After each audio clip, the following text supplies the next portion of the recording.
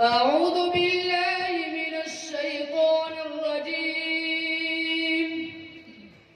بسم الله الرحمن الرحيم.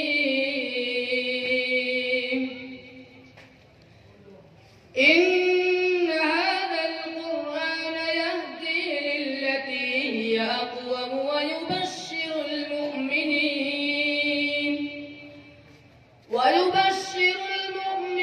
الذين يعملون الصالحات أن لهم أجرا كبيرا، وأن الذين لا يؤمنون بالآخرة أعتدنا لهم عذابا أليما.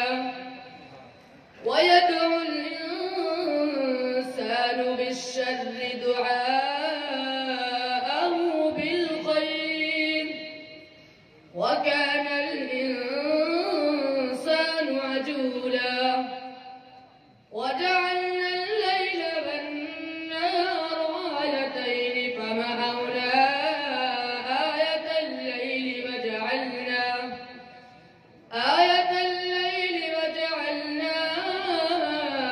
آية النهار مبصرة، وجعلنا آية النهار مبصرة لتبتغوا فضلا من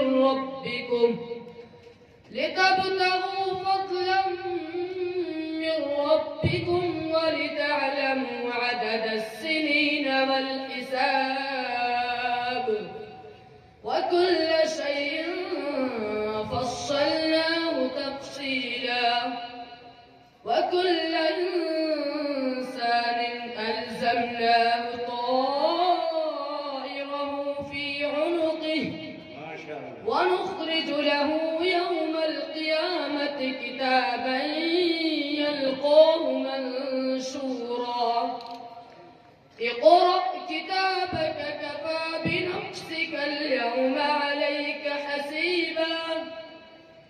من اهتدى فإنما يهتدي لنفسه، ومن ضل فإنما يضل عليها، ولا تزر وازرة وزر أخرى، وما كنا معذبين حتى نبعث رسولا.